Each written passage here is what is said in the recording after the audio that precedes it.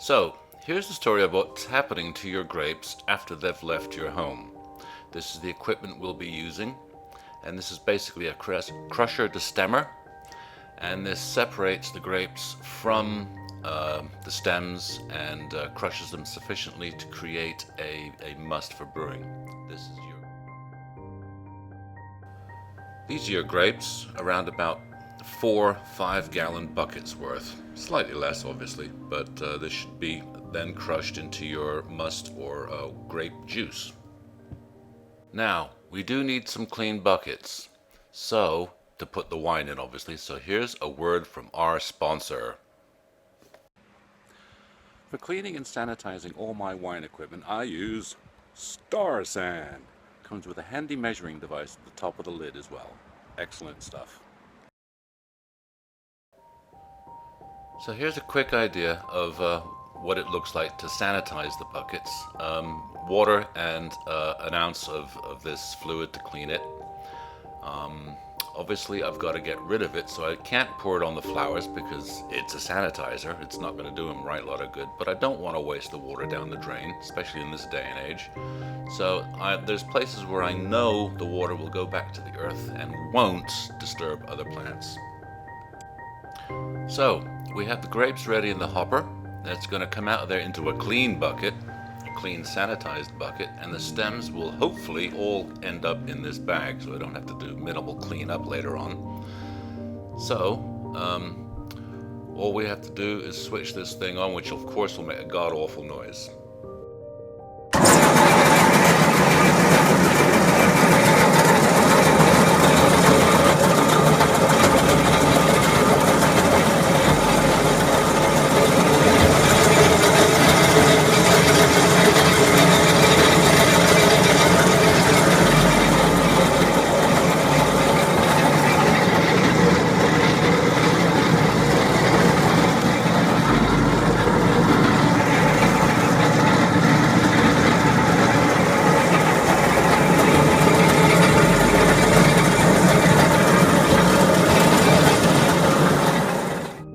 So here's your resulting grapes, or must, which is now crushed and destemmed, and this is basically what will then go into fermentation process. And I've got about 2 buckets full of this.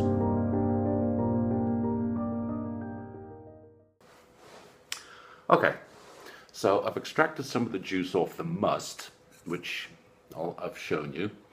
And first of all, there's a couple of things you might notice. One, it is brown, not red. 2, it is cloudy as hell. Well, that's perfectly normal.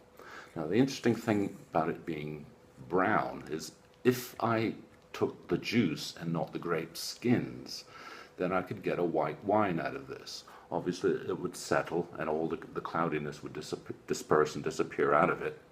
I would rack it again and again until I had a clear white wine, but that's what I would get.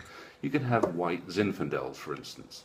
So I could have a white Cabernet Sauvignon, but we're going to keep it as the must on the skins and let it ferment on the skins, and we will have a good, full-bodied, strong red wine. Now I've placed it in the juice in this tall thing, and I have what's called a hydrometer, which is weighted and has a scale on it, and basically, depending on its level of flotation, would tell me what, first of all, its specific gravity, but also its Brix or sugar content. Now I calculate measure the Brix to be 24 point something, which is very good. Well, pretty good. Yeah, a good red wine. And the specific gravity is 1.093. Now, once I've measured this here, the initial specific gravity of just pure juice, after the fermentation is completed, then I measure the specific gravity again. I have a simple calculation, and then I have a pretty accurate estimation or calculation of what my alcohol content is. So with 24, probably a good 16% alcohol by volume, ABV. So, the simple chemistry of wine. By the way, you might want to do a taste test.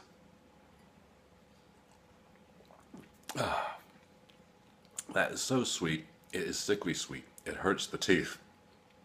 Oh,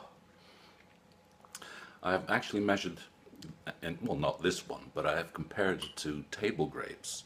And even table grapes like Thompson's, they are half the sugar content of what these wine grapes are. Which just shows you how much sugar that there is in this fruit, which is why they use grapes to make wine. If you make fruit wine, you have to add sugar, which incidentally, if we want to increase the volume of what we have, we can add water and sugar and balance it out to keep it up to say 24 bricks. So we keep the specific gravity. So we'll end up with the same strength, but maybe a slightly diluted flavor because you're adding water.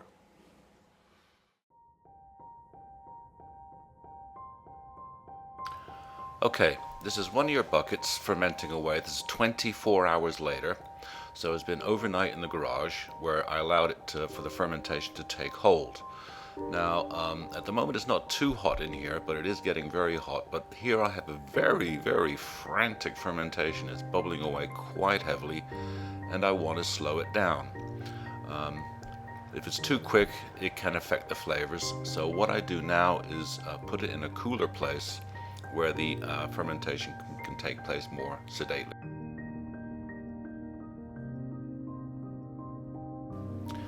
Now this is punch down time, and you have to do this daily at least. I usually do it at least twice a day, and red wines have all that grape there, and you have to, which float to the top, and basically you have to punch it down into the juice.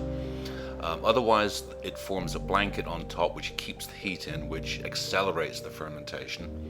And also, the top blanket can dry out and then not ferment. So this just keeps things going uniformly throughout the must. Notice now that we're acquiring some color. This is, again, still 24 hours later. So I'm getting a nice redness to the wine. That's all the juice is coming out of the skins, basically. And as I said earlier, that if I took the skins off and crushed the juice out immediately off the skin and just used the juice, then I could get a white wine.